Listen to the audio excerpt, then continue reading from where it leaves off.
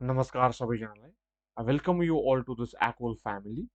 So, in this session, we'll deal about the weekly compilation of current affairs that is from 23rd September देखि 29th September सम्म जति पनि important the Hindu न्युज पेपरमा publish भएको important articles र editorials छ त्यसलाई डिस्कस गर्नेछौँ र इम्पोर्टेन्ट अनाउन्समेन्ट द्याट इज स्याटरडेको दिनमा है यो सधैँ यो विकली कम्पाइलेसन आउँथ्यो तर due to some technical error है हिजो मैले यो भिडियो अपलोड गर्न पाइनँ सो त्यसै कारण आज नुन टाइममा आफ्टर 12 है I'll be uploading this video with regards to the weekly compilation of current affairs र साथै बेलुकी around 6:30 मा I'll be uploading another video which is related to the one liner current affairs compilation त्यो पनि एउटा weekly compilation हुनेछ है that is one liners हुनेछ र आज तपाईको that is Sunday को दिनमा एउटा conceptual video release हुँदैछ र अर्को तपाईको one liners related हुनेछ so without further delay let's start our session and I'm really sorry for yesterday कि जो भिडियो अपलोड गर्न पाइनँ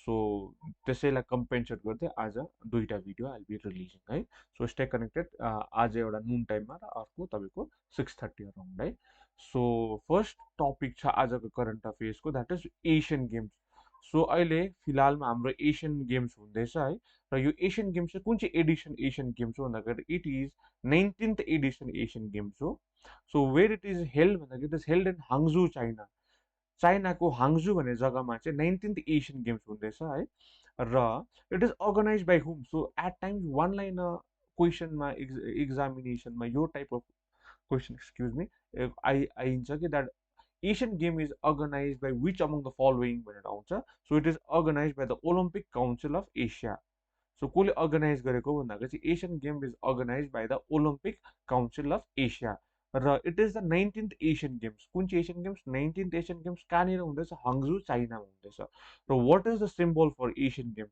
the symbol for the Asian games 19th edition is rising sun with interlocking rings के हो भन्दाखेरि rising sun with interlocking this is the symbol that is the rising sun with interlocking rings है so this is the this is the symbol of Asian Games so it may come in the one day examination key which among the following is the symbol of Asian Games when that is the rising sun with interlocking rings the important one your defense exam you most of the times your question that is mascot of the Asian Games or mascot of Olympic त्यसरी mascot at times question मा आउँछ है so mascot of the 19th Asian Games चाहिँ के भन्दा chen chen Kong Kong र Lian Lian. So this is Chen Chen, Kong Kong and Lian Lian, right? So these are like mascot of the Asian Games. Which Asian Games? It is 19th Asian Games. So यसबाट तपाईँले one day examination को लागि कुन चाहिँ topic याद गर्नु चिज याद गर्नु that is the which Asian Games it is the 19th Asian Games कुन चाहिँ Asian Games it is the 19th Asian Games where it is held in Hangzhou China कहाँनिर हेल्ड हुँदैछ भन्दा Hangzhou China यसको सिम्बल के हो भन्दा rising sun with interlocking rings is its तपाईँको सिम्बल र म्यास्कट चाहिँ के हो भन्दा चाहिँ कङकङ चेनचेन र लियान लियान सो के भनेको Chenchen Congcong and Lianlian so it's this question is important for तपाईँको सिडिएस तपाईँको सिएपिएफ अरू डिफेन्स एक्जामिनेसनमा चाहिँ यो म्यास्कट अफन क्वेसनमा आउँछ है सो बिफोर द्याट अलिकति moving to the next topic let us see the history of Asian games है history of Asian games so Asian games चाहिँ कहिलेदेखि सुरु भएको भन्दाखेरि 1951मा सो एसियन गेम्स चाहिँ कहिलेदेखि सुरु भएको द्याट इज फ्रम 1951 र फर्स्ट एसियन गेम्स चाहिँ कसले होस्ट गर्यो भनेको द्याट इज बाई इन्डिया र कहाँनिर हेल्ड भएको थियो भन्दाखेरि चाहिँ first Asian Games was hold by India in 1951 so कसले होस्ट गरेको थियो इन्डियाले कहाँनिर होस्ट गरेको भन्दाखेरि न्यू दिल्लीमा होस्ट गरेको थियो सो दिस एसियन गेम्स है र यो एसियन गेम्सको फाउन्डिङ मेम्बर चाहिँ को हो भन्दाखेरि चाहिँ इन्डिया बिकज एट टाइम्स क्वेसनमा आउँछ रिसेन्टली 2022-2021 को क्वेसनमा आएको थियो that India is a founding member of ADB NDB यो सब क्वेसन्सहरू त्यसरी नै so India is a founding member of Asian games याद गर्नुहोस् यो चिज that India is a founding member of Asian games र कुन चाहिँ एडिसन एसियन गेम्स चल्दैछ अहिले that is the 19th edition Asian games चल्दैछ र फर्स्ट एसियन गेम्स चाहिँ कहिले हेल्ड भएको थियो द्याट इज इन 1951मा हेल्ड भएको थियो। कसले होस्ट गरेको थियो? First Asian Games was hosted by India. First Asian Games was hosted by whom भन्दाखेरि चाहिँ इन्डिया, कहाँनिर? न्यू दिल्लीमा। So this is a brief Edison point in terms of Asian games. So तपाईँले नोट गरेर राख्नु सक्नुहुन्छ। र तपाईँले याद गर्नुपर्ने चिज चाहिँ के भन्दाखेरि 19th एसियन गेम्स अर्गनाइज हाङ्जो चाइनामा, र तपाईँको म्यास्कट के हो? च्यान च्यान, लियन लियन र कङकङ। र तपाईँको अर्को के भन्दा first Asian Games was held in 1951। Which country hosted it? India hosted it where? New दिल्लीमा है। र अर्को इम्पोर्टेन्ट तपाईँको आजको न्युजमा छ द्याट इज यो हप्ताको news that is the debate over removing socialist and secular words from the preamble. अब यो किन डिबेट आयो भनेर भन्दाखेरि चाहिँ recently some of the members of the Lok Sabha have claimed that the word socialist and secular were omitted in the new copies of the preamble of the new constitution, preamble of the constitution है। So यो न्युजमा चाहिँ किन छ भन्दाखेरि चाहिँ that is recently तपाईँको recently तपाईँको के भएको थियो? Special session was held. Just a minute है, जस्ट अ मिनट। रिसेन्टली तपाईँको new session was held, knew that is special session was held है। स्पेसल सेसन वाज हेल्ड, र स्पेसल सेसनको टाइममा जब हेल्ड भयो, जहाँ चाहिँ लोकसभाको मेम्बर्स र राज्यसभाको मेम्बर्स द्याट इज एमपिजहरूलाई चाहिँ के दियो भन्दाखेरि चाहिँ मेम्बर अफ पार्लिमेन्टहरू के दिनु? Copies of preamble or copies of Indian constitution, copies of Indian constitution, copies of Indian constitution दियो। र त्यो कपिज अफ इन्डियन कन्स्टिट्युसनमा चाहिँ के मिसिङ थियो भन्दाखेरि चाहिँ प्रिएम्बल जुन चाहिँ हुन्छ नि, प्रिएम्बल, प्रिएम्बलमा चाहिँ के मिसिङ थियो भनेको चाहिँ वर्ड सोसियलिस्ट र सेक्युलर वर्ड चाहिँ मिसिङ थियो प्रिएम्बलमा चाहिँ। त्यो न्यू कपिज अफ कन्स्टिट्युसन छ त्यसमा चाहिँ प्रिएम्बल तपाईँको सोसियल र secular word was missing. So त्यहीँबाट एउटा डिबेट आयो कि द स्पेकुलेसन भयो कि the government is planning to remove the word secular and socialist from the constitution भनेर चाहिँ भनिन्छ। अब न्युजमा यो छ, तर वी निड टु नो के अब यसको ब्याकग्राउन्ड चाहिँ हामीले के जान्नु जरुरी छ भनेको चाहिँ we need to know the terms of social र सेक्युलर के हो, प्रिएम्बल के हो है। Preamble, so let's see what preamble is. सो प्रिएम्बलमा के लेखिएको छ भनेको चाहिँ we the people of India having solemnly resolved to constitute India into a sovereign, socialist, secular, democratic, and republic to secure all the citizens justice. Justice कति प्रकारको भन्दाखेरि social, economic, and political. You need to know this. Justice कति प्रकारको? Social, economic, र political justice. Liberty of thought, expression, belief, faith, and worship. Liberty of के अरे? Thought, expression, belief, faith, and worship. त्यसको बाद equality, equality of status and opportunity. Fraternity, fraternity assuring the dignity of the individual and the unity and the integrity of the nation, right? In our constituent assembly this 26th day of November 1949 do hereby adopt, enact, and give to ourselves this constitution. So यसले के भन्दैछ भन्दाखेरि चाहिँ जुन चाहिँ तपाईँको यसबाट important तपाईँले के चिजहरू लिनु सक्नुहुन्छ प्रिएम्बल भन्दाखेरि चाहिँ वी निड टु नो कि प्रिएम्बलमा के छ भन्दाखेरि sovereign, socialist, secular, democratic, and Republic.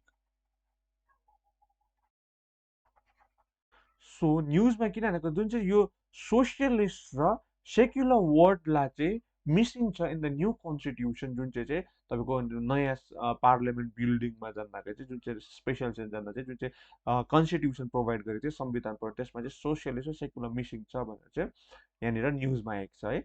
र र तपाईँले याद गर्नु पऱ्यो कि कन्स्टिट्युसनमा के लेखेको छ भन्दाखेरि सोभरेन, सोसियलिस्ट, डेमोक्रेटिक, रिपब्लिक, यो एट टाइम्स इक्जाममा आउँछ। त्यसको पश्चातमा चाहिँ एउटा इम्पोर्टेन्ट याद गर्नु तपाईँको 42nd constitution amendment act, 42nd constitution amendment act कहिले भएको छ? That is in 1976।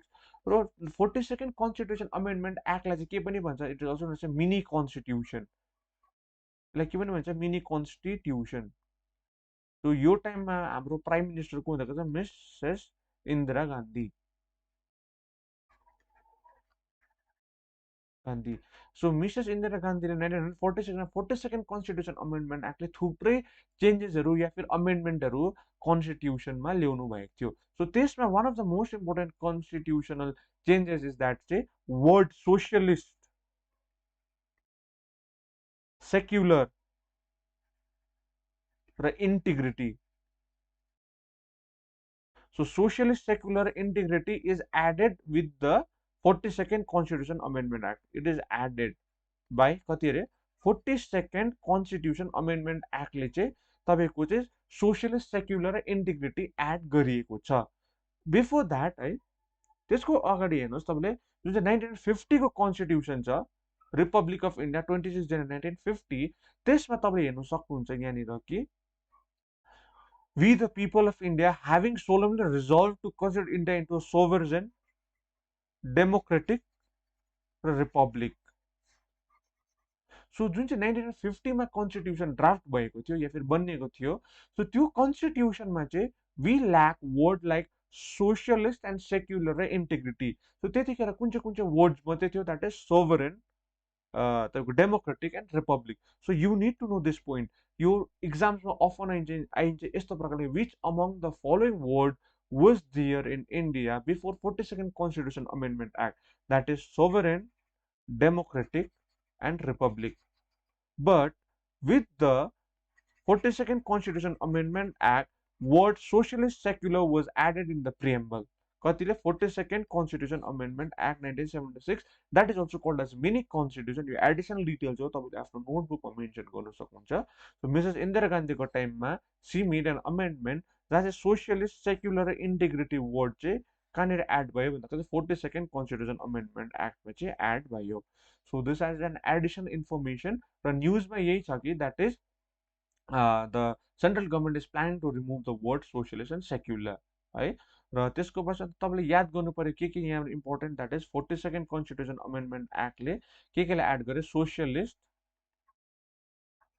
सेक्युलर र इन्टिग्रिटीले एड गर्यो है. र इम्पोर्टेन्ट अर्को के भन्दा चाहिँ हाम्रो कन्स्टिट्युसन वाज अडप्टेड अन है.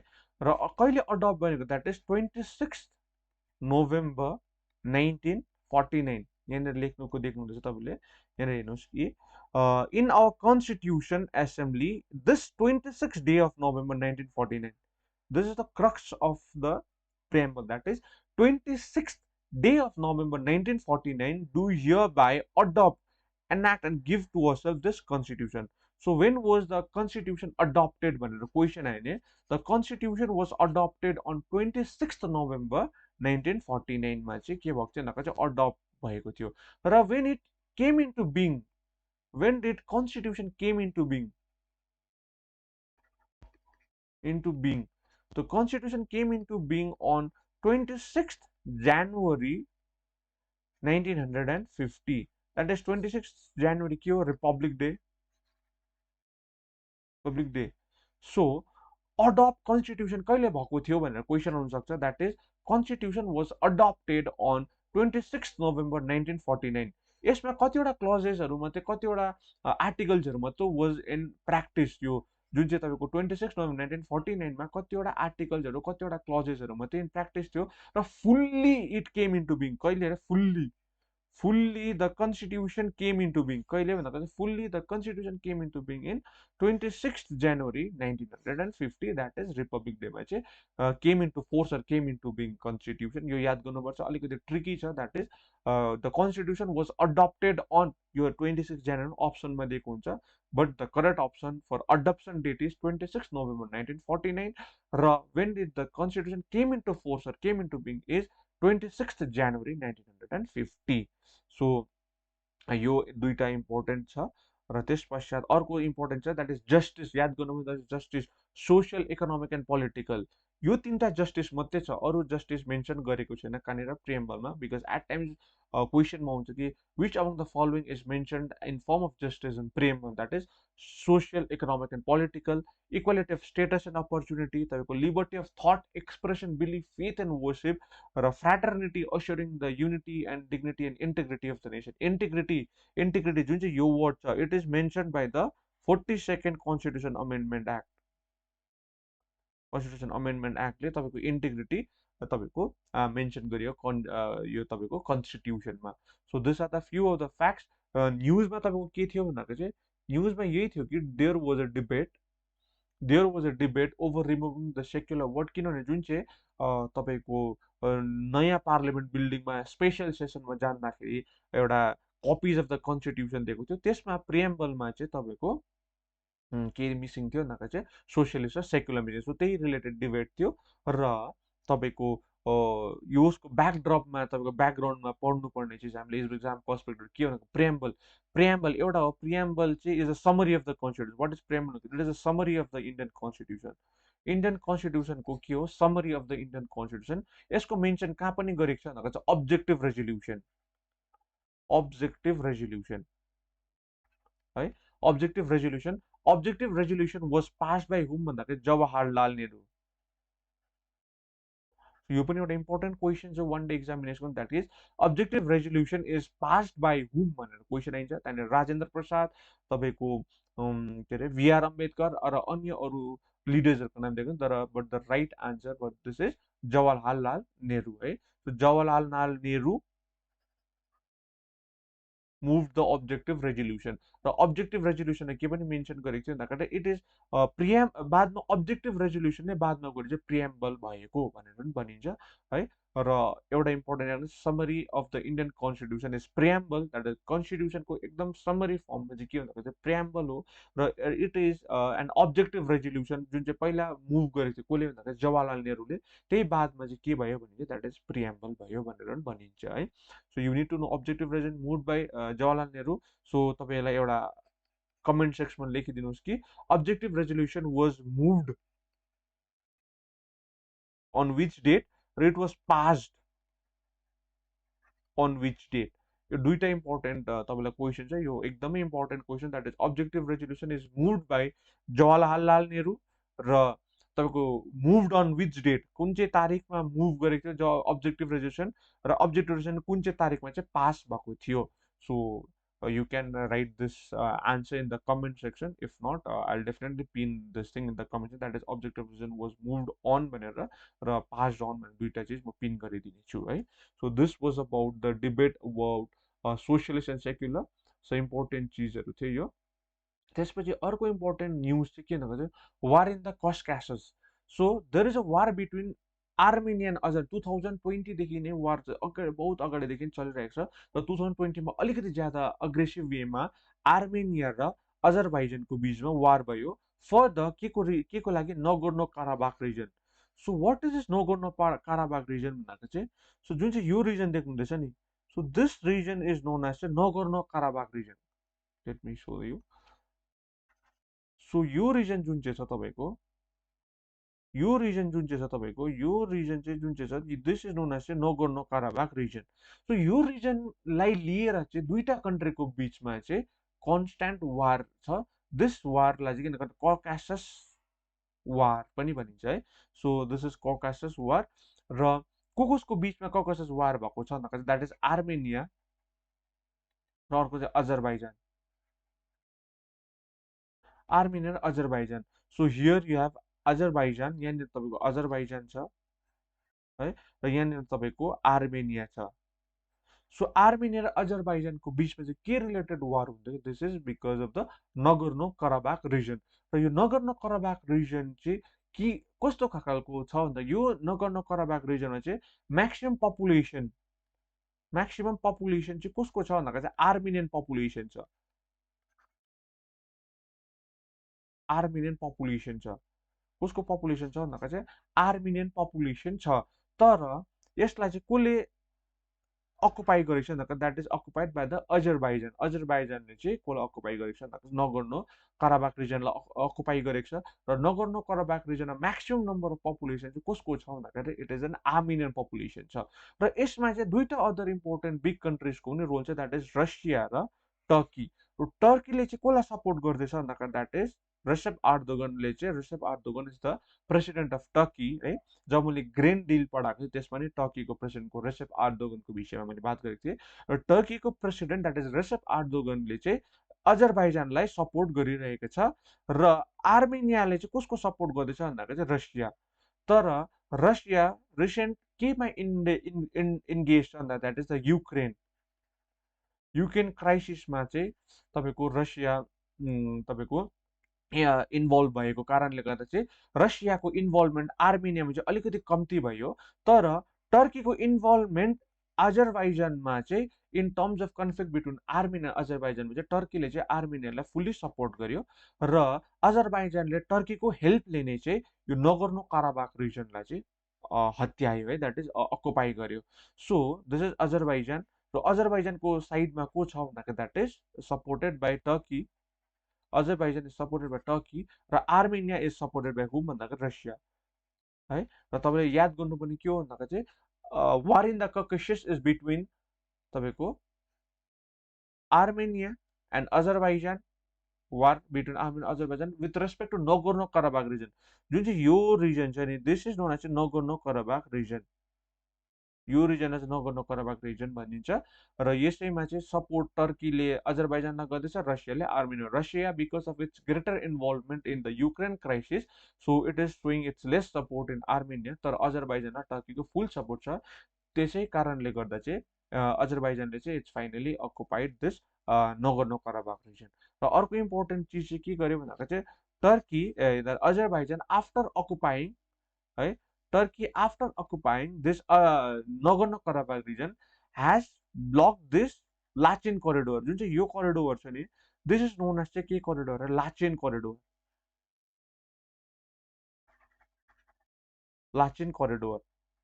सो लाचेन करिडोर चाहिँ एउटा मात्रै यस्तो करिडोर हो जसलाई चाहिँ यो आर्मेनियाबाट चाहिँ नगर्नो काराबाख रिजन चाहिँ दिस इज आर्मेनिया। यो सबै जुन चाहिँ छ this is Armenia. So Lachin corridor what does it connect? Lachin corridor connects Armenia with कोसित भन्नाका चाहिँ नगर्नो काराबाख। नगर्नो काराबाख रिजनलाई चाहिँ र आर्मेनियालाई चाहिँ केले करिडोरले कुन चाहिँ करिडोरले कनेक्ट गर्छ भन्नाका चाहिँ दिस लाचेन करिडोर। सो यो लाचेन करिडोरलाई चाहिँ कसले ब्लक गरिदियो भन्नाका चाहिँ Azerbaijan after capturing Nagorno Karabakh region block this Lachin corridor. So when this Lachin corridor was block Armenia यो चाहिँ कुन कुन चाहिँ साल 2020मा भएको थियो है। र फेरि यो चिज अहिले रिसेन्ट न्युजमा छ because of the serious conflict in the Caucasus region between the Armenia and the Azerbaijan with respect to the Nagorno-Karabakh है। र that's why it was in news. So तपाईँले न्युजमा त यदि छ तर इक्जाम पर्सपेक्टिभबाट याद गर्नुपर्ने चिजहरू के भन्दाखेरि चाहिँ war in the Caucasus between two countries भनेर आइन्छ that is Azerbaijan and Armenia. अजरबाइजानलाई कसले सपोर्ट गर्दैछ? टर्कीले। आर्मेनियाले कसले सपोर्ट गर्दैछ? रसियाले। Nagorno Karabakh region. अर्को चाहिँ किन चाहिँ तपाईँको Lachin corridor. Lachin corridor connect which to भनेर क्वेसन आइन्छ द्याट इज तपाईँको आर्मेनिया र नगर्नो काराबाख रिजनलाई चाहिँ कसले कनेक्ट गर्छ भन्दाखेरि that is Lachin corridor. And people living in यो Nagorno Karabakh reason are mostly Armenian people but they want to remain independent and autonomous. They want to remain independent. They don't want to join neither Azerbaijan neither Armenia, but they want to remain independent. Right? So this was in news. This was about war in the Caucasus, right, which was in the Hindu newspaper. अर्को important news एकदमै सबै तपाईँको world wide cover गरिएको छ that is नासाको OSIRIS REx returns to Earth with asteroid sample. अब यसलाई अलिकति बुझौँ है कि के भन्दाका चाहिँ नासाको एउटा स्पेस क्राफ्ट चाहिँ 2016मा है। लेट मी पहिले एउटा स्लाइडमा बुझाउँछु त्यसको बादमा I so explain with you at the help of an images. एउटा के नासाले एउटा स्पेस क्राफ्ट पठाएको थियो या फिर लन्च गरेको थियो है। के को नाम चाहिँ ओसिरिस रेक्स भन्ने। ओसिरिस रेक्स चाहिँ के हो भन्दाखेरि अब इक्जाम पर्सपेक्टिभबाट वान डे एक्जामिनेसन पर्सपेक्टिभ यो प्रकारले question that is Osiris X is related to भनेर it is a NASA space craft. नासाको चाहिँ के भन्दाखेरि स्पेस क्राफ्ट हो है। र यो स्पेस क्राफ्ट चाहिँ कहिले लन्च गरेको थियो भन्दाखेरि चाहिँ तपाईँको 2016मा लन्च गरेको थियो। सो 2016मा नासाले यो स्पेस क्राफ्टलाई लन्च गरेको थियो र this is an image of the spacecraft. यो स्पेस क्राफ्टलाई चाहिँ को नाम चाहिँ के हो भन्दाखेरि चाहिँ ओसिरिस रिस रेक्स भन्छ। सो यो ओसिरिस यो रेक्स चाहिँ स्पेस क्राफ्ट हो, नासाले लन्च गरेको थियो कहिले भन्दा 2016मा लन्च गरेको थियो।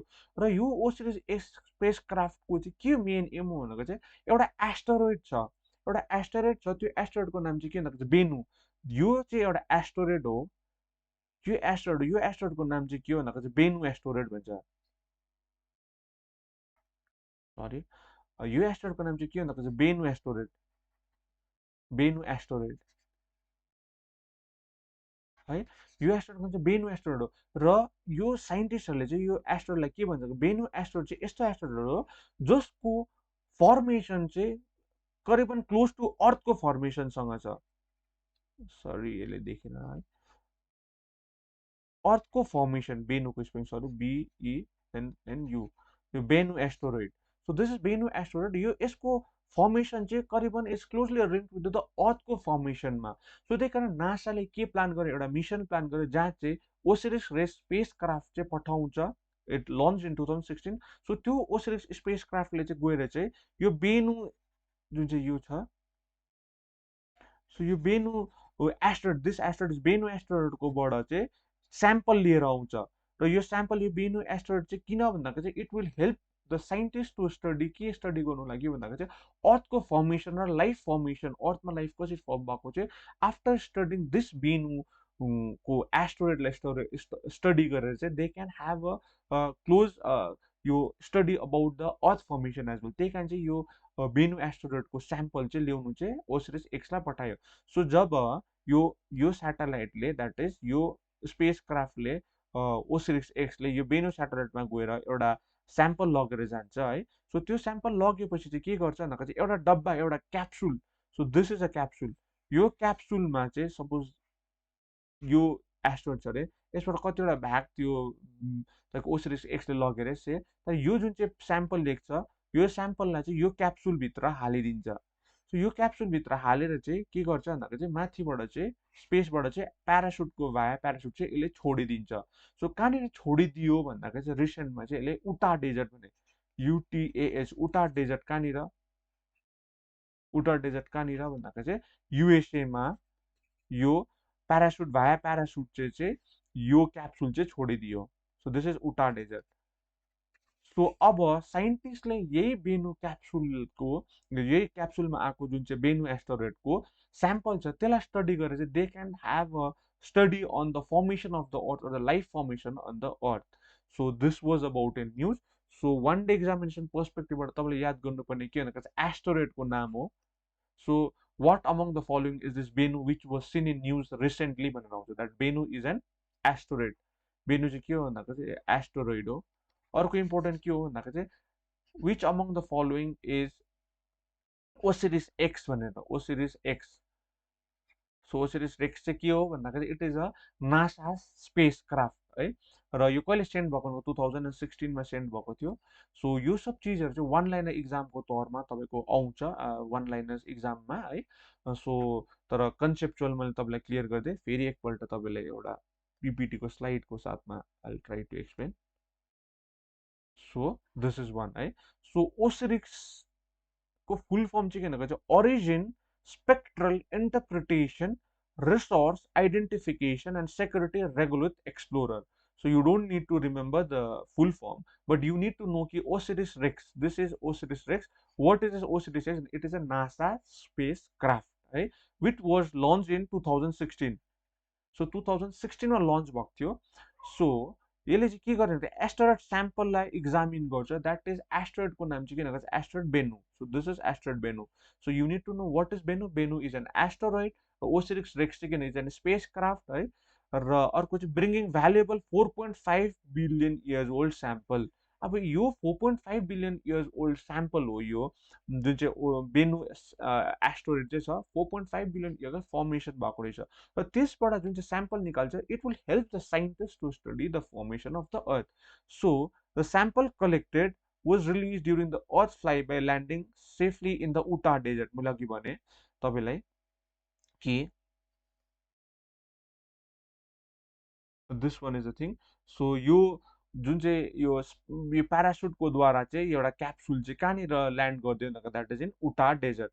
So this is Utah desert, यहीँनिर यो this is Utah desert in United States. So it may come in the exam चाहिँ Utah desert is related to भनेर that is found in where that is in located in USA, that is United States of America. So it was in news, so you need to know Utah desert, right, is in United States. So preserving the asteroid sample, the samples are expected to provide the insight into the formation of the earth and life 4.5 billion years ago. So यही हो यसको main उद्देश्य चाहिँ के हो, यो बेनु एस्ट्रोइडमा गएर त्यसको स्याम्पल लिनु चाहिँ किन चाहिँ अर्थको स्टडी गर्नु, ताकि तिनीहरू एकदम कन्टेम्पोरेरी जस्तै हो र लाइफ फर्मेसन 4.5 बिलियन इयर्स अगाडि कस्तो थियो त्यो सब चिज स्टडी गर्नु चाहिँ बेनु एस्ट्रोइडबाट चाहिँ यो ओसिरिस एक्सले स्याम्पल लियो।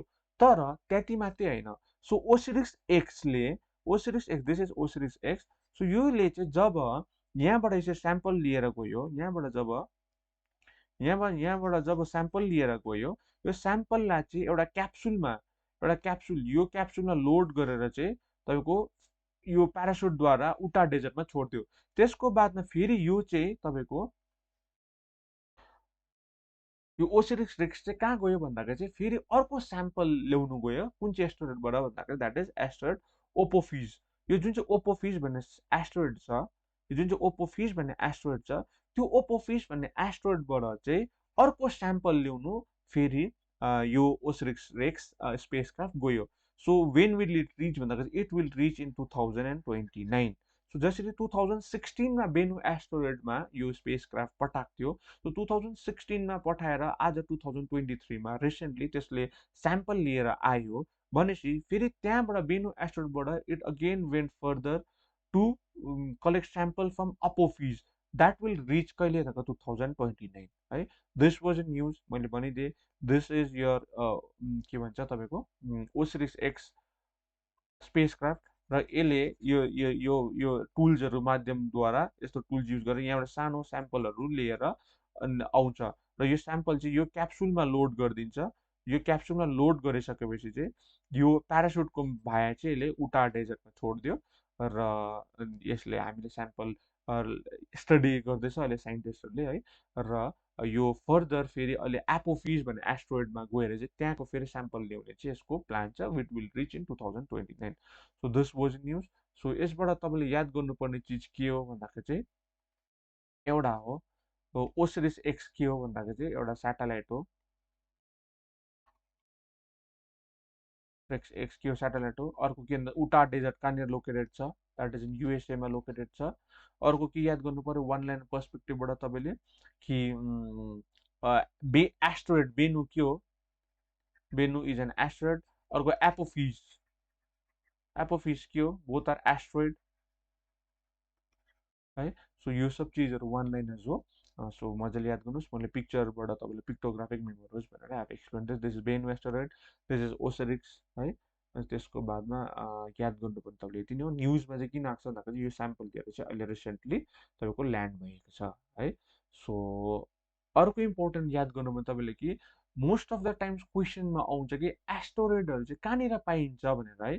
सो एउटा इम्पोर्टेन्ट वान लाइन याद गर्नुको चाहिँ तपाईँको युपिएससीतिर पनि आएको छ यो क्वेसन, प्लस अरू स्टेट पिजेस र अरू इक्जाम्सहरूमा पनि आएको छ कि एस्टोरोइड बेल्ट जस्तै सोलर सिस्टममा तपाईँको डिफ्रेन्ट बेल्ट्सहरू छ है। So this is Mercury Venus Earth Mars Jupiter Saturn युरेनससम्म छ। सो त्यसको बिचमा चाहिँ एस्टरोइड चाहिँ कहाँ पाइन्छ भनेर चाहिँ क्वेसन आइन्छ, एस्टरोइड बेल्ट चाहिँ कतानिर छ भनेर चाहिँ क्वेसन आउँछ है। सो एस्टरोइड बेल्ट चाहिँ कहाँनिर छ भन्दाखेरि चाहिँ मार्सको अर्बिट र तपाईँको जुपिटरको अर्बिटको बिचमा जुन चाहिँ बेल्ट छ नि, सो त्यो बेल्ट चाहिँ के बेल्ट हो भन्दाखेरि चाहिँ एस्टरोइड बेल्ट हो। सो देख्नुभयो यो मार्सको अर्बिट हो, सो यो जुपिटरको अर्बिट हो। सो मार्स र जुपिटरको बिचमा चाहिँ के छ भन्दाखेरि तपाईँको एस्टरोइड बेल्ट छ। सो यही एस्टरोइड बेल्टमा चाहिँ के लोकेटेड छ भन्दाखेरि चाहिँ बेनु एस्टरोइड यहीँबाट लिएको हो। र अब कुन चाहिँ एस्टरोइडमा त्यो ओसिरिस रेक्स जाँदैछ भन्दाखेरि द्याट इज इन तपाईँको एपोफिज एस्टरोइडलाई है। सो एस्टरोइड बेल्ट चाहिँ कहाँनिर इम्पोर्टेन्ट चाहिँ एस्टरोइड belt.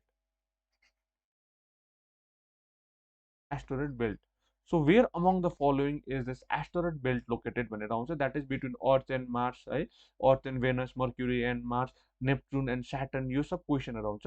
The right answer for this question is asteroid belt is located, यहाँ तपाईँलाई याद पनि लेखिदिन्छु, this is Mars। यो मार्सको अर्बिट छ, let me explain this thing with in a clear way है सो तपाईँलाई याद होस् see this is Mars यो मार्स हो सो यो मार्स हो मार्सको अर्बिट चाहिँ कुन चाहिँ हो भन्दाखेरि मार्सको अर्बिट यो हो so this is Mars orbit र दिस इज जुपिटर यो हो तपाईँको जुपिटरको अर्बिट सो यो हो तपाईँको जुपिटरको orbit so this is Jupiter orbit this is Mars orbit र मार्स र जुपिटरको अर्बिटको बिचमा चाहिँ के छ भन्दाखेरि चाहिँ एस्टेरोइड बेल्ट छ this is asteroid belt between Mars and Jupiter so you need to know wrote it down that is Mars र एन्ड जुपिटरको बिचमा चाहिँ तपाईँको के छ भन्दाखेरि चाहिँ एस्टेरोइड बेल्ट छ so this was in news you need to know this है त्यसपछि अर्को इम्पोर्टेन्ट न्युज इन हाम्रो द हिन्दूमा चाहिँ के छ भन्दाखेरि चाहिँ Lok Sabha special session urgent sine die so लोकसभाको स्पेसल सेसन भएको थियो है मैले स्पेसल सेसन बहुत बार पढाएको छु तपाईँलाई एक्सक्युज मी सो न्युज पेपरमा आर्टिकल के भन्छ Lok Sabha special session urgent sine die अब यो it is a part of and polity अघि तपाईँको जुन चाहिँ सेक्युलर सोसियलिस्ट पोलिटिकको पर्सपेक्टिभबाट आउँछ सो जति पनि करेन्ट अफेयर्स छ त्यो करेन्ट अफेयर्स रिलेटेड नै तपाईँको क्वेसन्सहरू बनिन्छ द्याट इज पोलिटीमा maybe this time 42nd constitution amendment आउनु सक्छ कुनै पनि इक्जाममा वर्ड सोसियलिस्ट सेक्युलर इन्टिग्रिटीको विषयमा आउनु सक्छ या फिर प्रिएम्बल विषयमा आउनु सक्छ अब्जेक्टिभ रेजोल्युसन विषयमा आउनु सक्छ एउटा ब्रोड कन्सेप्ट भयो न्युज पेपरमा खालि आएको थियो कि debate over socialist and secular भनेर तर त्यसको ब्याकग्राउन्ड पढ्नु चाहिँ इट्स आवर रेस्पोन्सिबिलिटी त्यसको भित्र चाहिँ के बनिन्छ सो कन्सेप्चुअल पार्टमा चाहिँ यही एडभान्टेज हुन्छ कि मैले भित्रभित्र ब्याकग्राउन्ड पनि म एक्सप्लेन गर्छु तर वान लाइनर्समा के हुन्छ भन्दाखेरि एउटा क्वेसन आउँछ सर्टन अप्सन्स हुन्छ त्यसमा एउटा अप्सन्स राइट हुन्छ है सो द्याट्स अल तर कन्सेप्चुअलमा चाहिँ अब जस्तै यो Lok Sabha special session adjourned sine die अब यसबाट क्वेसन बन्नु सक्छ कि adjourned sine die refers to this concept of adjourned sine die यसले चाहिँ के रेफर गर्छ भनेर so there before studying sine die we need to know various other terminologies with relates to parliamentary session so various terminologies related to the session of the parliament चाहिँ एउटा चाहिँ summoning of the parliament so summoning of the parliament भनेको के भनेको चाहिँ पार्लियामेन्टमा सिटिङको लागि जब बोलाइन्छ मिटिङको लागि जब बोलाइन्छ कसलाई भन्दाखेरि चाहिँ MPs member of parliament beet लोकसभाको एमपी या फिर राज्यसभा एमपी उनीहरूलाई मिटिङको लागि जब बोलाइन्छ सम्मन गरिन्छ that is known as a summoning of the parliament हेर्नु summoning is the process of calling all members of the parliament what is it it is the process of calling all the members of the parliament to meet the important aspect के छ भन्दाखेरि यहाँनिर चाहिँ who among the following summons the houses of the parliament question is that it is president is the one कसले सम्मन गर्छ भन्दाखेरि president summons each house of the parliament so it can be a one liner question polity perspective but that is who among the following summons the both the houses of parliament the both houses are lok sabha र राज्य सभाको meeting आउनु जहाँ चाहिँ तपाईँको member of पार्लियामेन्ट्सहरूले आएर sitting बसेर meeting गर्छ that is known as a summoning of the parliament र कसले चाहिँ बोलाउँछ मिटिङमा कसले चाहिँ सम्मान गर्छ भन्दाखेरि that is the president summons each houses of the parliament from time to time है र हु यो एउटा इम्पोर्टेन्ट वान लाइनर बन्न सक्छ हु अमङ द फलोइङ सम्मन्स अप्सनमा दिएको हुन्छ तपाईँको प्राइम मिनिस्टर प्रेसिडेन्ट तपाईँको प्रिसाइडिङ अफिसर यो सब दिएको हुन्छ the right answer is president you need to know this कि president of India or the president summons the both houses of the parliament meeting है यो summoning value अब adjournment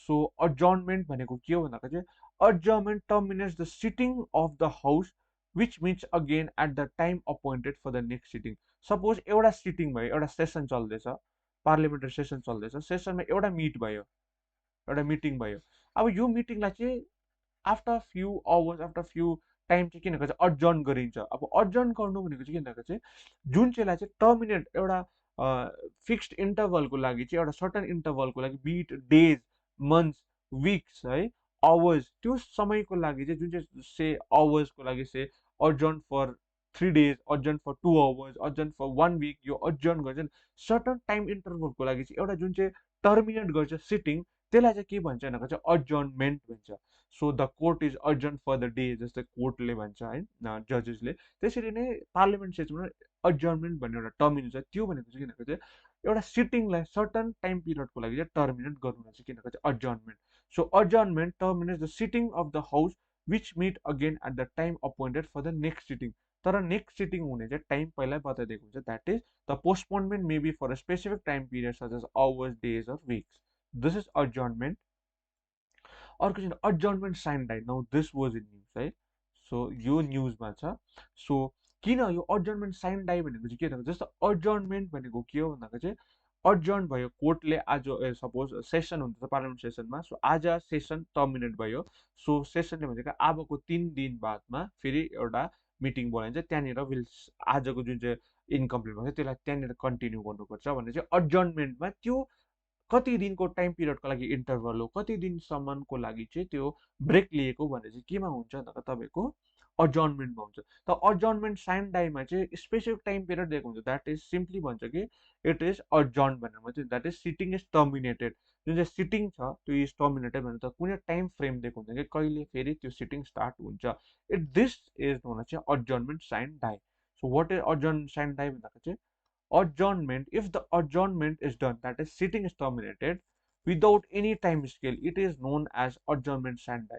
अब यो power of adjournment standby rest with कोसित भन्दाखेरि चाहिँ the power of adjournment standby rest with the presiding officer. कोसित decide गर्छ भन्दाखेरि चाहिँ प्रिसाइडिङ अफिसरसित है। सो अर्जर्नमेन्ट साइन डाइ कसकोमा पावर हुन्छ अर्जर्नमेन्ट साइन डाइ दिने, द्याट इज जस्तो अर्जर्नमेन्टमा सर्टन पिरियड सर्टन टाइम फ्रेमको लागि एउटा टर्मिनेट गरिन्छ सिटिङलाई, तर अर्जर्नमेन्टमा कुनै एउटा टाइम स्केलै दिएको हुन्छ। अब the session is adjourn sine die भनिन्छ। सो द्याट मिन्स कि कुनै टाइम फ्रेम छैन, अब यो कहिले सुरु हुन्छ कहिले केही पनि मेन्सन गरेको हुँदैन। दिस इज चाहिँ अर्जर्नमेन्ट साइन डाइ। र यसलाई चाहिँ कसले गर्छ भन्दा that is it is done by the presiding officer of the house. So there are two houses, important हो, there are two house, that is Lok Sabha र राज्यसभा है, लोकसभा र राज्यसभा। सो लोकसभाको presiding officer is Om Birla है। अहिलेको प्रिसाइडिङ अफिसर लोकसभाको को भन्दाखेरि चाहिँ ओम बिरला। अब राज्यसभाको प्रिसाइडिङ अफिसर या फिर चेयरम्यान चाहिँ को हो भनेर चाहिँ तपाईँले कमेन्ट सेक्सन दिनुहोस्। It is a very tricky one, so it may come in the examination कि who among the following is the chairman of Rajya Sabha भनेको छ। लोकसभाको प्रिसाइडिङ अफिसर त कसले हो, को भन्दाखेरि मैले भनिदिएँ ओम बिरला है, मिस्टर ओम बिरला। तर अब you need to write in the comment section, अलिकति खोजेर हुन्छ कि तपाईँले याद छ भने, that is who among the following is the chairman or presiding officer of Rajya Sabha है। यो तपाईँले कमेन्ट सेक्सन लेखिदिनुहोस्। र तपाईँको अर्जर्नमेन्ट साइन डाइ गर्ने पावर चाहिँ कसको मात्रै छ भन्दाखेरि it is the power rest with the presiding officer है। अर्को चाहिँ प्रोरोगेसन, अर्को इम्पोर्टेन्ट टर्म चाहिँ prorogation. What is prorogation means भन्दाखेरि चाहिँ prorogation is the end of the session. जुनै पनि सेसन, जस्तो there are 3 sessions, winter session, sorry winter session, monsoon session र तपाईँको बजेट सेसन, सरी उल्टा लेखेको छु, बजेट सेसन मनसुन र विन्टर सेसन यताबाट जानुहोस् हो। सो यो सेसनहरू चाहिँ when the session ends, when the session ends, it refers to as a prorogation. Means कि prorogation refers to the end of a session. A prorogation puts an end to a session. The time between a prorogation is the end of a session and a reassembly is called recess. Just say, so this is winter session, monsoon session and तपाईँको budget session, budget session भयो। So budget session पछि monsoon सेसनसम्म जुन चाहिँ यो time period छ that is called as a recess है, यो भनिन्छ। यो सपोज बजेट सेसन भयो, सो बजेट सेसनको एन्ड अफ द सेसनलाई चाहिँ के भन्छ, बजेट सेसन एन्ड हुनुलाई चाहिँ के भन्छ, प्रोरोगेसन भन्छ। सो के भन्छ prorogation, prorogation. So end of the session is known as prorogation. तर जब बजेट सेसन प्रोरोगेट हुन्छ या फिर एन्ड अफ द सेसन हुन्छ प्रोरोगेट हुन्छ, त्यस पश्चात के हुन्छ भन्दाखेरि चाहिँ इन्टरभल हुन्छ, सर्टन इन्टरभल हुन्छ। त्यो इन्टरभल पछि चाहिँ के हुन्छ, मनसुन सेसनको रिएसेम्बल हुन्छ, रिएसेम्बल हुन्छ। So the time period between the prorogation and the reassembly of the MP है, त्यो टाइमलाई चाहिँ के भन्छ भन्दाखेरि चाहिँ रिसेस भन्छ। So you need to know this recess चाहिँ के भन्दा time period between the recess, that is time period between the prorogation, that is the end of the session, and your reassembly है, त्यो टाइम पिरियडलाई चाहिँ के भन्छ भन्दा रिसेस भनिन्छ र प्रोरोगेसन भनेको चाहिँ सेसन एन्ड हुनु हो है। So this is about prorogation र quorum. What is this quorum भन्दाखेरि चाहिँ कोरम चाहिँ मिनिमम नम्बर अफ, जस्तै एउटा हाउस छ जे दिस इज लोकसभा। अब लोकसभामा कतिवटा सिट छ भन्दाखेरि चाहिँ तपाईँको 542वटा सिट्स छ अरे होइन, सोचे 542 सिट्स छ। लोकसभामा 542 सिट्स छ। अब यो 542 सिट्समा चाहिँ कतिवटा मेम्बर्स हुनु पर्यो, 542 मेम्बर्स छ, 542मा कतिवटा यस्तो एसेन्सियल मेम्बर्स हुनु पर्यो या कतिवटा नम्बर अफ मेम्बर्स जसले गर्दा चाहिँ यो लोकसभामा चाहिँ मिटिङ कन्डक्ट गर्नु सकिन्छ या फिर सिटिङ बस्नु सकिन्छ। द्याट इज 1/10 मेम्बर्स चाहिँ नेसेसरी छ यो लोकसभामा सिटिङ हुनु। That is 1/10 of 542 is, so कति 1/10 of 542 is यो त approx 55। so 55 members need to be present to start the meeting in the Lok Sabha। जुन चाहिँ 55 members छ नि, that is the least number of members of parliament there needs to be present to start a meeting or to conduct a meeting, that is known as a quorum। so त्यसरी नै say this is राज्य सभा। अब राज्यसभामा meeting conduct गर्नु पर्यो या फिर session conduct गर्नु पर्यो या फिर सिटिङ बस्नु पर्यो। यो सिटिङ बस्नुको लागि त minimum members of parliament that is required to be present, चाहिँ के भन्दा कोरम हुन्छ। त्यही फेरि कति हो 10th 1/10 हो। सो राज्यसभामा कति मेम्बर्स छ द्याट इज 250 मेम्बर्स छ। सो 1/10 अफ 250 इज कति भन्दा 25 मेम्बर्स।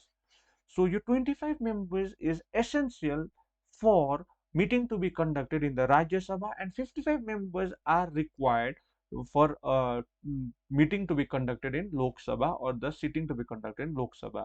So quorum मा त्यही भनेको is nothing much more than है, यो पढ्नु भने अलिकति ट्रिकी लाग्छ, बुझ्नु साह्रो पर्छ। So I have make you understand in the layman term है।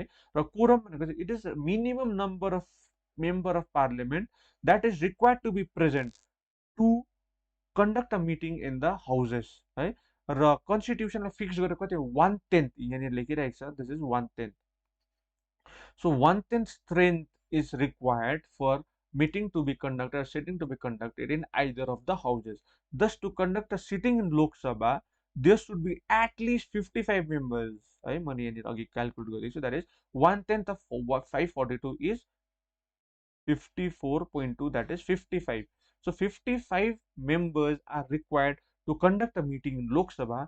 त्यसरी नै राज्य सभामा कति भनेको 25 members, 250 members को 1/10 कति हुन्छ भन्दाखेरि तपाईँको 25 members need to be present, need to be there in order to conduct a meeting with respect to तपाईँको के हो भन्दाखेरि चाहिँ राज्य सभा।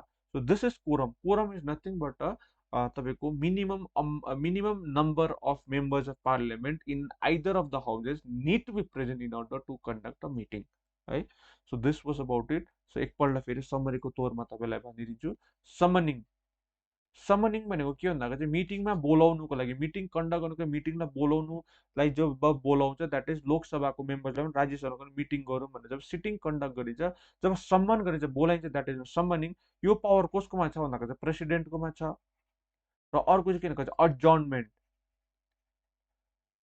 र अड्जर्नमेन्ट कसले गर्छ, द्याट इज पावर कसकोमा छ भन्दाखेरि चाहिँ तपाईँको प्रिसाइडिङ अफिसरकोमा। अड्जर्न भनेको स्पेसिफिक टाइम फ्रेमको लागि जब इन्टरभल गरिन्छ सेसनमा, सपोज विन्टर सेसन चल्दैछ, विन्टर सेसनमा यदि सेसनको बिचमा स्पिकरले अड्जर्न गरिन्छ द्याट इज स्पेसिफिक टाइम पिरियडको लागि अलिकति ब्रेक गर्छ, इन्टरभल लिन्छ, द्याट इज भन्छ अड्जर्नमेन्ट। र अरू अड्जर्नमेन्ट साइन डाई, यो न्युजमा आएको छ। र अड्जर्नमेन्ट साइन डाई भनेको के भन्दाखेरि चाहिँ नो टाइम पिरियड, कुनै टाइम फ्रेमै दिएको छैन, यो एकदमै साइन डाई भयो भनेको चाहिँ अब the court session adjourn sine die भनेर यदि यो खालको स्टेटमेन्ट कसले दियो भने यो पनि इम्पोर्टेन्ट याद गर्नुहोस्, प्रिसाइडिङ अफिसर्सले गरिन्छ अड्जर्नमेन्ट साइन डाई। जसरी सम्मनिङ प्रेसिडेन्टको पावर हो, अड्जर्न साइन डाई गर्ने प्रिसाइडिङ अफिसरको पावर हो। सो योले चाहिँ कुनै टाइम फ्रेम दिएको हुँदैन, द्याट इज अनलिमिटेड टाइम पिरियडको लागि सेसन हेल्ड हुँदैन, द्याट इज भन्छ अड्जर्नमेन्ट साइन डाई। र जब यो अड्जर्नमेन्ट साइन डाई हुन्छ त्यतिखेर फेरि प्रेसिडेन्टले चाहिँ के गर्छ भन्दाखेरि जुन चाहिँ यो अड्जर्नमेन्ट साइन डाईलाई चाहिँ रिजेक्ट गरेर चाहिँ यसलाई पर्मानेन्ट एन्ड गरिदिन्छ, द्याट इज सेसन। जस्तो लोकसभाको सेसन भएको थियो, स्पेसल सेसनलाई अर्जन्ट साइन डाइ गर्यो, द्याट इज कुनै टाइम फ्रेम दिएको छैन कि कहिले फेरि अर्को सेसन हेल्ड हुन्छ भनेर। यदि अर्जन्टमेन्ट भनेको सेसनलाई टर्मिनेट गर्छ तर एउटा स्पेसिफिक टाइम पिरियड दिएको, that is maybe week, day, hour र कति यो टाइम दिएको हुन्छ टाइम फ्रेम, कि त्यसपछि फेरि कन्टिन्यू गरिन्छ सेसन भनेर। तर अर्जन्टमेन्ट साइन्डमा कुनै प्रकारको टाइम फ्रेम दिएको हुँदैन, इट इज एन अनलिमिटेड, जति पनि गर्न सक्छ। र त्यसलाई लास्टमा जुन चाहिँ साइन डाइलाई एन्ड चाहिँ कसले गरिन्छ भन्दाखेरि that is power of the president. So you need to know this कि अर्जन्टमेन्ट साइन डाइलाई चाहिँ कसले एन्ड गर्छ सेसनलाई भन्दा that is on the by the president of the country है। र त्यसको बादमा अर्को थियो तपाईँको prorogation. Prorogation prorogation is nothing but the end of the session. कुनै पनि सेसन एन्ड हुनु that is known as prorogation. र रिसेस, रिसेस भनेको के भन्दाखेरि चाहिँ time frame between the prorogation and the reassembly, this is known as चाहिँ recess, यो याद गर्नुहोस्। र अर्को इम्पोर्टेन्ट के भन्दा quorum, that is a minimum amount. Quorum, quorum minimum number of members of parliament required to be present for conducting a sitting or a meeting in the either of the houses. That is लोक सभाको लागि कति हो भन्दाखेरि तपाईँको 55 वटा member, 55 MPs. राज्यसभाको लागि कति हो भन्दाखेरि 25 एमपीज है। So this was a news. So यसैले तपाईँको पोलिटिको अलिकति सिलेबस पनि कभर भयो। सो यसरी नै जब कन्सेप्चुअल करेन्ट अफेयर्स हामीले हेर्छौँ त्यसमा के हुन्छ भन्दाखेरि चाहिँ एउटा ब्रोड वेमा कुनै पनि एउटा आर्टिकललाई ब्रोड वेमा हेरिन्छ। जस्तै वार इन द ककेसस हेर्नु, तपाईँले नगोर्नो काराबाख रिजनले हेर्नुहुन्छ, नगोर्नो काराबाख अजरबाइजान, टर्कीको प्रेसिडेन्ट है, त्यसको अन्त रसियाले कस्तो सपोर्ट गर्छ, यो सब चिज, अब युक्रेन पनि आयो। सो त्यसै कारण तपाईँले एउटा ब्रोड पिक्चर देख्नुहुन्छ। तर वान लाइनर्समा चाहिँ तपाईँको फ्याक्चुअल हुन्छ, एउटा आन्सर हुन्छ, बाँकी तपाईँको रङ हुन्छ। सो त्यसलाई एक्सप्लेन गर्नु पनि अलिकति टाइम लाग्छ। सो कन्सेप्चुअलमा चाहिँ यही एडभान्टेज हुन्छ कि you will know the backdrop, कि ब्याकग्राउन्ड चाहिँ के छ, त्यो न्युजमा किन आएको, र त्यसको उपरान्त त्यो न्युजमा आएकोबाट के क्वेसन्स बनिन सकिन्छ। सो दिस आज पोलिटिको तपाईँको एउटा दामी दामी लेक्चर्स कम्प्लिट भयो। द्याट इज एउटा हो तपाईँको सिटिङ अफ द पार्लियामेन्ट, यो एकदम इम्पोर्टेन्ट छ, साइन may come in the exam. र अर्को important current that 42nd constitution amendment act, र यो सोसियलिस्ट सेकुलर इन्टिग्रिटीको विषय मैले भने। सो प्रिएम्बल पनि भने, अब्जेक्टिभ रेजोल्युसन तपाईँको वर्क आजको के हो भन्दाखेरि चाहिँ एउटा हो प्रिसाइडिङ अफिसर ओम बिरला लोकसभाको, त्यसरी नै प्रिसाइडिङ अफिसर या फिर चेयरम्यान अफ राज्यसभा को हो है। त्यस पश्चात अर्को इम्पोर्टेन्ट वर्क के हो भन्दाखेरि तपाईँको अब्जेक्टिभ रेजोल्युसन कहिले मुभ भएको थियो र कहिले पास भएको थियो है। र अर्को इम्पोर्टेन्ट इज यो Nilgiri tahr. Nilgiri Thar is news, किन भन्दाखेरि चाहिँ केरला गभर्मेन्ट र तमिलनाडु गभर्मेन्टले चाहिँ यो निलगिरी थार जुन चाहिँ एन्डेन्जर्ड स्पिसिस भइरहेको छ है, आइयुसिएन स्ट्याटसमा एन्डेन्जर्ड क्याटेगोरीमा छ, यसलाई काउन्ट गर्नुको लागि चाहिँ केरला गभर्मेन्ट र तपाईँको Tamil Nadu government has made a consent है। सो यसको इम्पोर्टेन्ट तपाईँको याद गर्नु पऱ्यो के भन्दाखेरि चाहिँ IUCN status. So IUCN status चाहिँ के भन्दाखेरि it is an endangered, IUCN status चाहिँ के हो भन्दाखेरि इट इज एन एन्डेन्जर्ड क्याटेगोरीमा छ। र यो निलगिरी थारलाई चाहिँ के पनि भनिन्छ भन्दाखेरि Nilgiri Thar is also known as तपाईँको निलगिरी आइबेक्स। सो निलगिरी थारलाई चाहिँ के पनि भन्छ भन्दाखेरि निलगिरी आइबेक्स है। So what is Nilgiri tahr? Nilgiri Thar is a state animal of Tamil Nadu. So अब तपाईँले वान लाइनर इक्जामको बेसमा यो यहाँ रेडी गर्नुहोस् कि state animal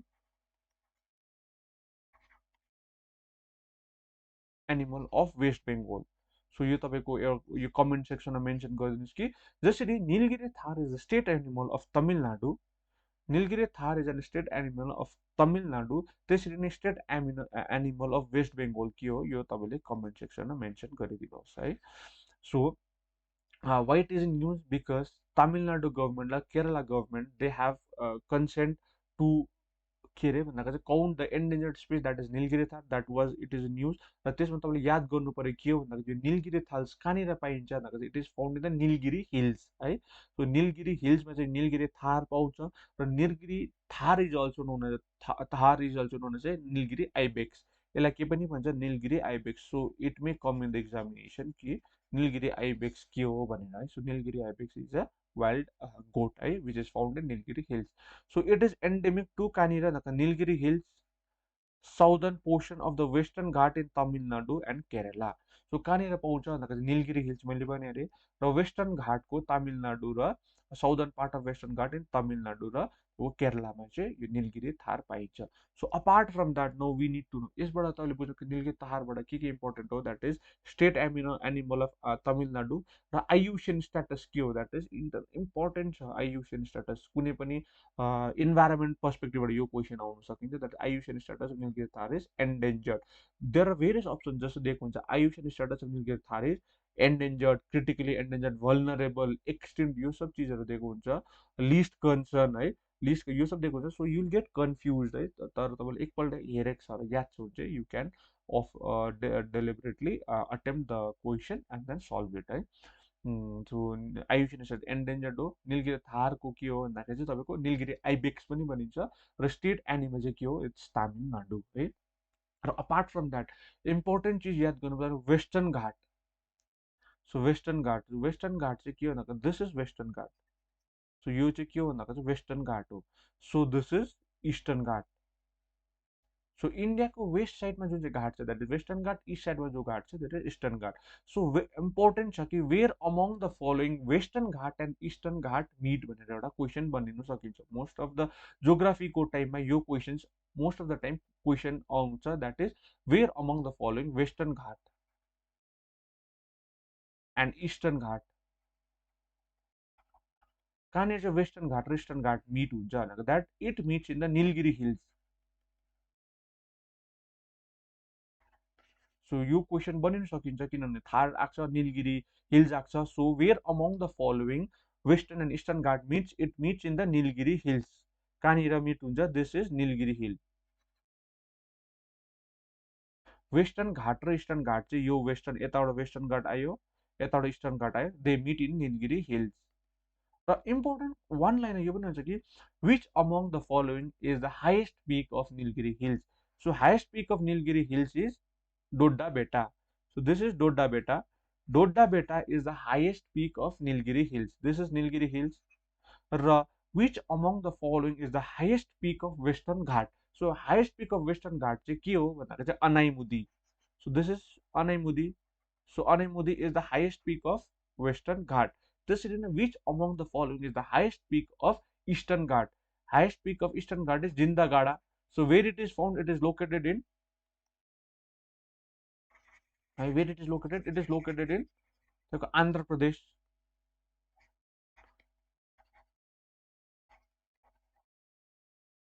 So where it is Jindagada peak located, it is located in Andhra Pradesh. र त्यसरी नै अर्को second highest peak of Eastern Ghat चाहिँ के हो भन्दाखेरि तपाईँको Mahendragiri. Mahendragiri is the second highest peak of Eastern Ghat, where it is located in Odisha. So often यदि जिन्दागाडा पिक दिएको छैन भने you need to tick Mahendragiri as a correct option, तर महेन्द्रगिरी जिन्दागाडा दुइटै छ भने the correct answer for the question for Eastern पिकको Eastern घाटको हाइएस्ट पिक के भनेको जिन्दागाडा पिक है। र क्वेसन हेर्नुहोस्, अब क्वेसन थियो निलगिरी थार। सो निलगिरी थार कहाँनिर पाइन्छ भने चाहिँ Nilgiri Thar is found in Nilgiri hills. अब निलगिरी हिल्स इम्पोर्टेन्ट भयो नि त। सो निलगिरी हिल्समा क्वेसन के बनिसक्छ, इस्टर्न वेस्टर्न घाट र इस्टर्न घाट चाहिँ कहाँनिर मिट हुन्छ भन्दाखेरि it meets in the Nilgiri hills. Question बन्यो। अब निलगिरी हिल्सको हाइएस्ट पिक के हो भन्दाखेरि तपाईँको डोड्डा बेटा है। र वेस्टर्न घाटको हाइएस्ट पिक के हो भन्दाखेरि तपाईँ अनाइमुदी। त्यसरी इस्टर्न घाटको हाइएस्ट पिक के हो भन्दाखेरि चाहिँ जिन्दागाडा, र जिन्दागाडा र महेन्द्रगढामा अफन कन्फ्युज हुन्छ है। So Jindhagada is located in Andhra Pradesh, is the highest peak, and the second highest peak is Mahendragiri, that is located in Odisha. So this was in news. So it is an very important one liner question in terms of geography. आज राम्रो राम्रो current affairs आएको थियो है, जुन चाहिँ तपाईँको one लाइनर्समा पनि इम्पोर्टेन्ट छ प्लस कन्सेप्टमा पनि इम्पोर्टेन्ट छ है। So try to memorise this image है, सजिलो पर्छ तपाईँलाई पढ्नु। सो त्यसको बाद चाहिँ अर्को इम्पोर्टेन्ट इज वर्ल्ड ब्याङ्क है। र वर्ल्ड ब्याङ्क चाहिँ किन न्युजमा आयो भन्दाखेरि चाहिँ किनभने वर्ल्ड ब्याङ्कले एउटा रिपोर्ट पब्लिस गर्यो, त्यसमा के मेन्सन गरेको 95 million Pakistanis are under poverty says World Bank भनेर तपाईँको द हिन्दूमा एउटा आर्टिकल आयो कि 95 million people, 95 million people in Pakistan है, million people in Pakistan are under तपाईँको के भन्दाखेरि चाहिँ वर्ल्ड आर अन्डर पोभर्टी भनेर चाहिँ तपाईँको वर्ल्ड ब्याङ्कले रिपोर्ट पब्लिस गर्यो। अब त्यसमा पाकिस्तान किन पोभर्टीमा गयो, पाकिस्तानमा के भएको छ भन्नु इम्पोर्टेन्ट चाहिँ किन हामीलाई इक्जाम्पल्स हुँदा वर्ल्ड ब्याङ्कको विषयमा याद हुनु है। सो वर्ल्ड ब्याङ्कको हेड क्वार्टर चाहिँ कहाँनिर छ भन्दाखेरि चाहिँ वर्ल्ड ब्याङ्कको हेड क्वार्टर चाहिँ Washington DC, that is in युएसएमा छ है। So before that let us see the history of world Bank. अलिकति हिस्ट्री अफ वर्ल्ड ब्याङ्क बुझौँ। सो वर्ल्ड ब्याङ्कको हिस्ट्री चाहिँ के छ भन्दाखेरि चाहिँ फर्स्टमा चाहिँ 1942सम्म चाहिँ world war, second world war चल्यो। सो सेकेन्ड वर्ल्ड वार चल्यो। After the end of the second world war in 1942, 1944मा एउटा कन्फरेन्स हेल्ड भयो। कहाँनिर कन्फरेन्स हेल्ड भन्दाखेरि ब्रेटन वुडमा, ब्रिटेन वुडमा एउटा कन्फरेन्स हेल्ड भयो। त्यो कन्फरेन्स चाहिँ कहाँनिर ब्रिटेन वुडमा भयो। सो त्यो कन्फरेन्सको नाम चाहिँ के भन्दाखेरि Bretton Wood conference in New Hampshire, कहाँनिर युएसएमा। यो पनि याद गर्नुहोस्। 1942मा वर्ल्ड वार एन्ड भयो, 1944मा ब्रेटन वुड कन्फरेन्स भयो, कहाँनिर ब्रेटन वुड न्यू ह्याम्पसायर युएसएमा। सो 1944को जुन चाहिँ यो ब्रेटन वुड कन्फरेन्समा दुईटा आउटकम आयो। That is two important international organisation form भयो। इन्टरनेसनल अर्गनाइजेसन दुईटा इम्पोर्टेन्ट इन्टरनेसनल अर्गनाइजेसन फर्म भयो। द्याट इज एउटा हो आइबिआरडी र अर्को हो तपाईँको IMF. So what is IBRD भनेको international bank for reconstruction and development, र यो त तपाईँलाई थाहा छ इन्टरनेसनल मोनेटरी फन्ड हो। So international monetary fund. So IBRD is International bank for reconstruction and Development. यसको हेड क्वार्टर कहाँनिर छ भन्दाखेरि द्याट इज वर्ल्ड ब्याङ्क पनि भनिन्छ यसलाई लेटर स्टेजमा है। र IBRD plus IDA that is International Development Association, त्यो विषयमा आउँछु म। यो दुईटा मिले चाहिँ वर्ल्ड ब्याङ्क भनिन्छ र यसको हेड क्वार्टर कहाँ छ भन्दाखेरि चाहिँ वासिङटन डिसीमा छ। सो त्यसरी नै आइएमएफको head quarter, right in the comment section है, right in the comment section तपाईँको आइएमएफको हेड क्वार्टर कहाँनिर छ, because it may come in the exam. तपाईँको एउटा उयो इम्पोर्टेन्ट इन्टरनेसनल अर्गनाइजेसन्स भन्ने एउटा छ है। सो त्यसमा इम्पोर्टेन्ट यो बुझिन्छ कि जसरी वर्ल्ड ब्याङ्कको हेड क्वार्टर तपाईँको वासिङटन डिसी हो, आइएमएफको हेड क्वार्टर कहाँनिर छ है। सो त्यसरी नै यसको प्रेसिडेन्ट आइबिआरडीको द्याट इज वर्ल्ड ब्याङ्कको प्रेसिडेन्ट, वर्ल्ड ब्याङ्कको प्रेसिडेन्ट को हो, आइएमएफको प्रेसिडेन्ट को हो।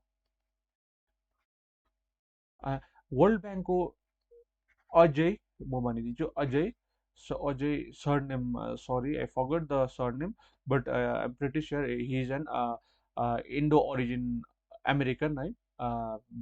हि इज अ सिख है। Ajay, Ajay, sorry I forgot, let me check है, let me check.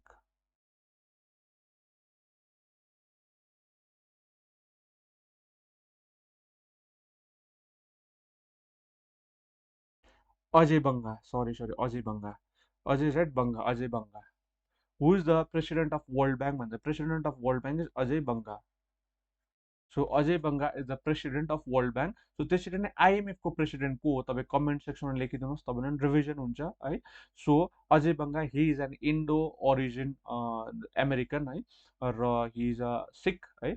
Ajay Banga is the के भन्छ तपाईँको president of world bank. So त्यस पश्चात आइबिआरडी जब 1944मा जुन चाहिँ तपाईँको ब्रिटेन वुड कन्फरेन्समा भयो, त्यसको दुईटै इम्पोर्टेन्ट इन्टरनेसनल अर्गनाइजेसन्सहरू आयो। सो के भन्दाखेरि चाहिँ IBRD International bank for reconstruction and Development, अर्को चाहिँ आइएमएफ इन्टरनेसनल मोनिटरी फन्ड। र तपाईँ यसको इन्टरनेसनल मोनिटरी फन्डको हेड क्वार्टर कहाँ हो त्यो कमेन्टमा लेखिदिनुहोस्, अर्को यसको प्रेसिडेन्ट या फिर हेडको लेखिदिनुहोस्। त्यसरी नै आइबिआरडीको हेड क्वार्टर त वासिङटन डिसी, हेड चाहिँ अजय बङ्गा है, यो भनिदिए। सो त्यस पश्चात अर्को इम्पोर्टेन्ट के बादमा गएर चाहिँ यो आइबिआरडी चाहिँ लेटर डेजमा चाहिँ के भयो भन्दा it came to be known as world bank. So this was history of world bank. It was founded in 1944 after the Second World War in the Bretton Woods Conference held in Bretton Woods, New Hampshire, USA मा। So IMF पनि त्यतिखेर form भएको। So you need to know world bank group, अर्को important concept. र world bank ग्रुपमा चाहिँ कतिवटा organisation छ भन्दाखेरि 5वटा अर्गनाइजेसन छ। सो के 5वटा अर्गनाइजेसन, एउटा चाहिँ IBRD, let me write the full form है, यो नि याद गर्नुहोस् तपाईँले, which among the following include in the World bank group भनेर अफन क्वेसन्समा आउँछ। That is which among the following include in the World Bank Group भनेर. So you need to know what are these. These are IBRD, IDA, IFA, IFC, ICSID र MIGA. So यसको full form म लेखिदिन्छु है. The full form are that is International Bank for, excuse me, Reconstruction and Development. के हुन्छ International bank for reconstruction and Development है. IBRD के International bank for reconstruction and Development. IDA के हो भन्दा चाहिँ इन्टरनेसनल डेभलपमेन्ट एसोसिएसन है. अब यो दुईटा जुन चाहिँ आइबिआरडी छ, International Bank of Reconstruction and Development, and IDA International Development Agency, together is called as world Bank. केलाई चाहिँ वर्ल्ड ब्याङ्क भन्दा चाहिँ आइबिआरडी, that is International Bank for Reconstruction and Development, र IDA, that is International Development Association, together is called as World Bank. यो दुईटा टुगेदरलाई चाहिँ के भन्छ भन्दा वर्ल्ड ब्याङ्क भन्छ. So what is the full form of IFC? that is International Finance Corporation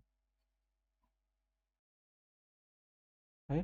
त्यसरी नै आइसिएसआइडी, that is International Center for Settlement of Investment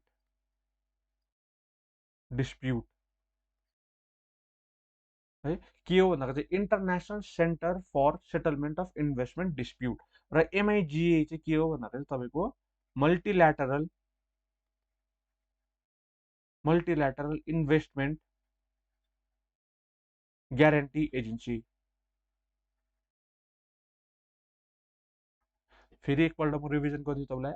आइबिआरडी International bank for reconstruction and Development, IDA International Development Association है. त्यसको दुईटा combine गरेर चाहिँ World Bank बन्छ. That is IFC चाहिँ के भन्दा इन्टरनेसनल फाइनेन्स कर्पोरेसन, र तपाईँको ICSID that International centre for settlement of investment Dispute. Let me repeat again, International centre for settlement of investment dispute, र MIGA, that is Multilateral Investment Guarantee Agency. So these are the 5 components. के भन्दाखेरि these are the 5 organs पनि भन्न सकिन्छ, या फिर 5 organizations of World Bank Group. So के को भन्दाखेरि World Bank Group है. So it may come in the examination कस्तो प्रकारले भन्दाखेरि which among the following is not included in the World Bank Group भनेर आइन्छ. Which among the following is included in the World Bank Group भनेर आइन्छ. So you must know के IBRD, IDA, IFC, ICSID र तपाईँको MGIA, यो 5वटा चिज important छ याद गर्नु. That is International bank for Reconstruction Development, International Development Association, International Finance Corporation, International centre for settlement of investment Dispute, अर्को चाहिँ Multilateral Investment Guarantee Agency. So these are the most important तपाईँको one line conceptual part of the current affairs जुन चाहिँ हप्ताभरिको विकली compilation छ. 23rd देखि 29 जति पनि important articles थियो एडिटोरियल्सबाट मैले निकालेको यो कन्सेप्चुअल पार्ट छ. र आज अराउन्ड 6:37 मा आई रिलिज अर्को one liners for those who are preparing for यो competitive exams like WBP constable, SI, sergeant, Calcutta पुलिसको यो सब इक्जाम्स पर्सपेक्टिभबाट चाहिँ वान लाइनर रिलिज गर्नेछु. र यो कन्सेप्चुअल चाहिँ एकदमै एकदमै एकदमै इम्पोर्टेन्ट छ, जसमा चाहिँ एउटा टपिकबाट चाहिँ कुन चाहिँ पनि सब्जेक्ट जस्तै पोलिटीको भित्र गएर सम्झाउने छु है. जियोग्राफी पनि हेर्नुभयो तपाईँले, वेस्टर्न घाट, इस्टर्न घाट, निलगिरी हिल्स, डोड्डा बेटा, जिन्दागढा, यो सब चिज हेर्नुभयो है. एउटा निलगिरी थाहा आएको थियो न्युजमा, तर त्यसमा जियोग्राफी पनि कभर भयो. सो त्यसरी नै एस्टोरेड बेल्ट हेर्नुहोस्. एस्टोरेड बेल्ट एउटा जियोग्राफीको इम्पोर्टेन्ट कन्सेप्ट हो. मार्स र जुपिटरको बिचमा जुन चाहिँ बेल्ट छ त्यो इज नोन एज एस्टोरेड बेल्ट. यो सब चिजहरू एउटा इम्पोर्टेन्ट न्युजबाट थुप्रै करेन्ट अफेयर्स कभर हुन्छ है, subjects oriented. So stay connected है. सो आजको लागि यति नै. So stay connected. आजको लागि यति नै. Thank you so much. So आज बेलुका एउटा वान लाइनर हुन्छ, सो डु वाच इट है.